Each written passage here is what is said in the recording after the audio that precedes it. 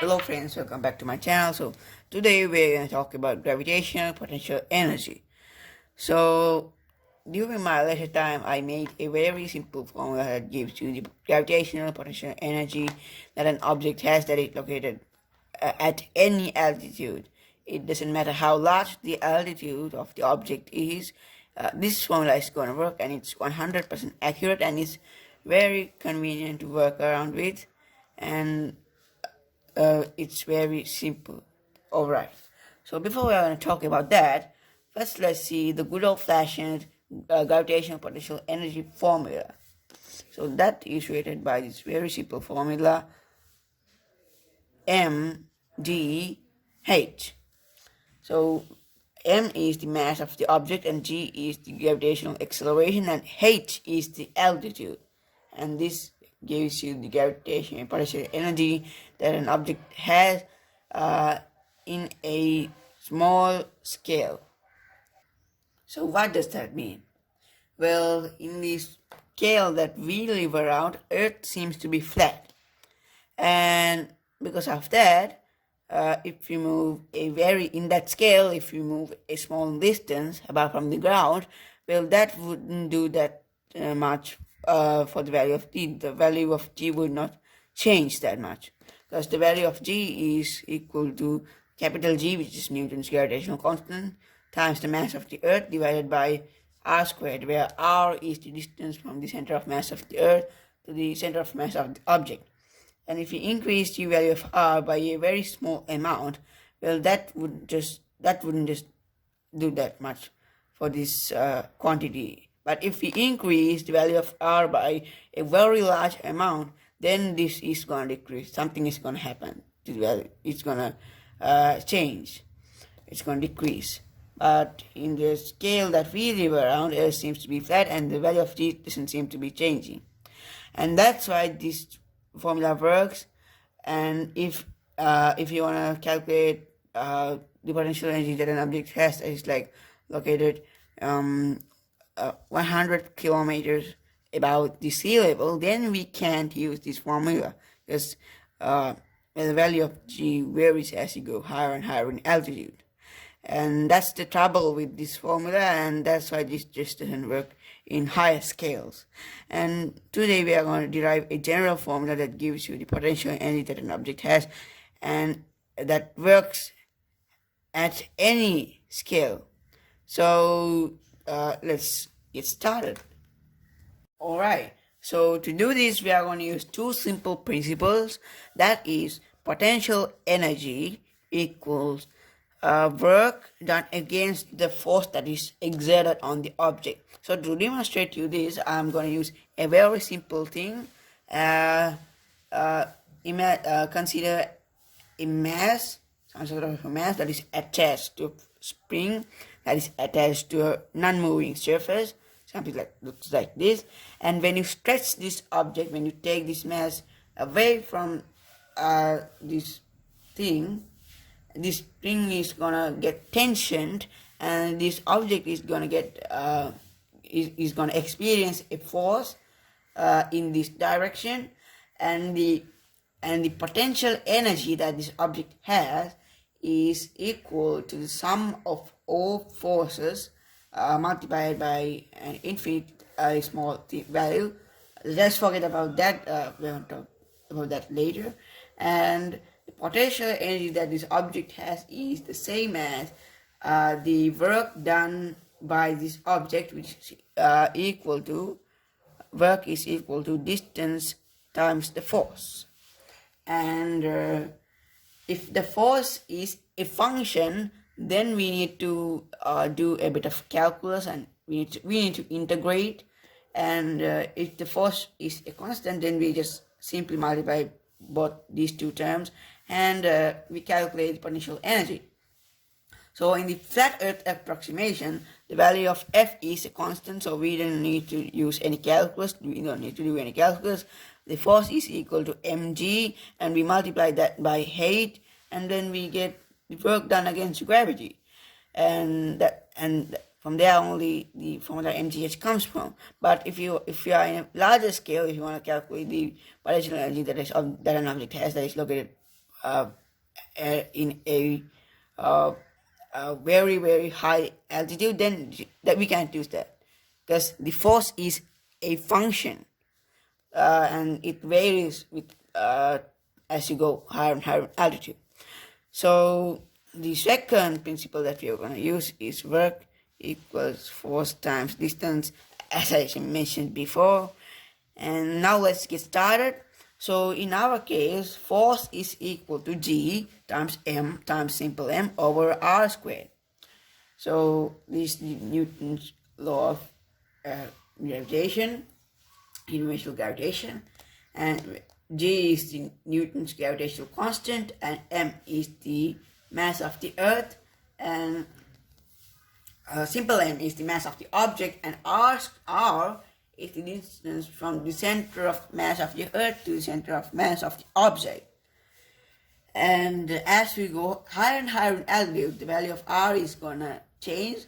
So what we're going to do here is we are going to treat the denominator as a variable. So to reduce confusion, instead of using the term R, we are going to use the term X just to represent that this is a variable, because we are using R in other applications in physics. Because of that, we are not going to use the term R. Normally we consider the value of R as the radius of the earth, so that's why I replaced X with that. So this thing is a variable, and it varies as you go higher and higher in altitude. Alright, and this function times the distance that you travel away from the ground, which is h, the altitude, is the gravitational force. But the trouble that we are facing is that this is a variable, so we can just multiply these two values and get the answer. So the first approach of simplifying this is separating constants and variables. So we have one variable over here, and we have a constant, and we can separate those two. And when we separate this thing, it becomes 1 over x squared, and this thing is gm, simple m, h. And for my convenience of writing this, simplifying and demonstrating this thing to you, instead of writing the same thing, instead of writing this thing, this constant, over and over again, I'm going to replace this by the term A. This equals A. So the reason why I'm doing is because when I'm simplifying this, I don't need to write this thing over and over again. I can just simply put A, and that's why. And remember, if I write A anywhere in this equation, that is this constant. Alright, we're going to replace A with this after we solve. So this thing times A is force, but this is a function, so we can do that. So 1 over x squared is the same as x to the negative 2. Alright, and now I'm going to draw a graph. I'm going to draw a graph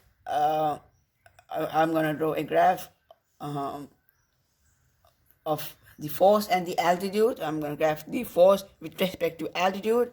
This is the force axis, and this is the altitude axis. Let's call that h, and it's going to look something like this.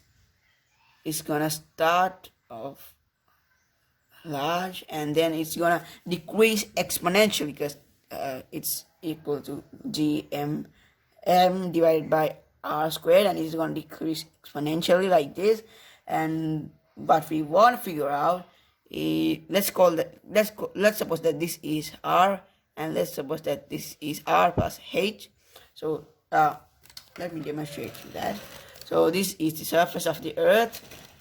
Let me move my camera over here. This is the surface of the earth, and this is the object. This is the initial position, and this is the position of the object after the elevation. And this is the center of the earth, and this is the radius of the Earth. The geometrical center of the Earth is exactly the center of mass of the Earth. Keep that in your mind. And this is h, and the initial distance from the center of mass of the Earth to the object is r, and this is r, and after the elevation, the distance from the center of the Earth to the object is r plus h.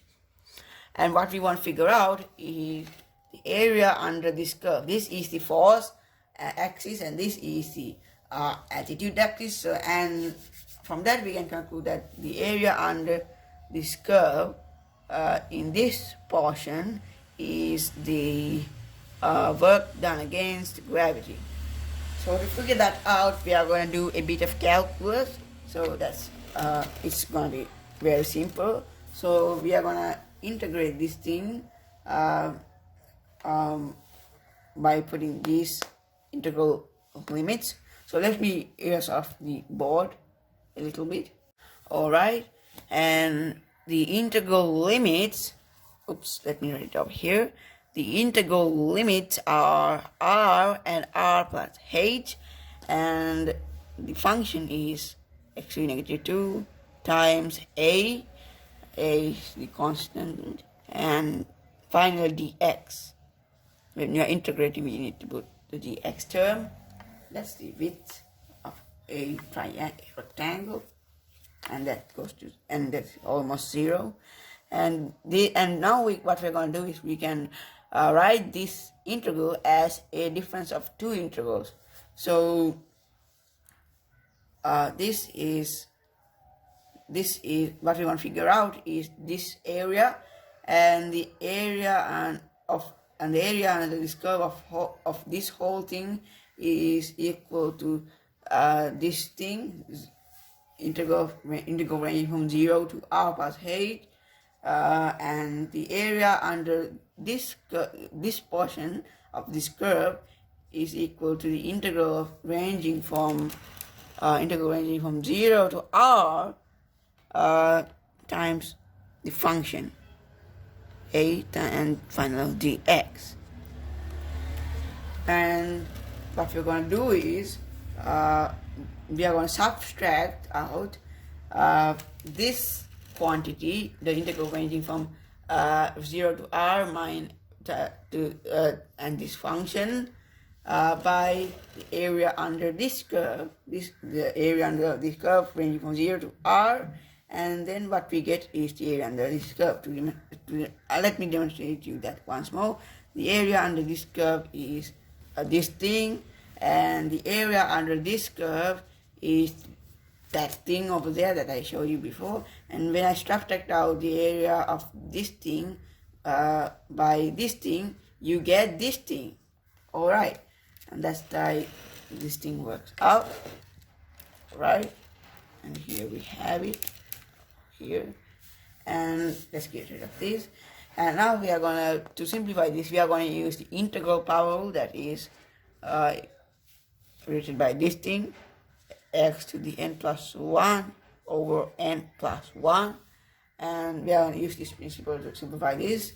And minus 2 plus 1 is minus 1, and that over minus 1, same thing here, x to the minus 1 over minus 1, there's the rest of this thing, and this is the same as minus 1 over x, same thing here, minus 1 over x.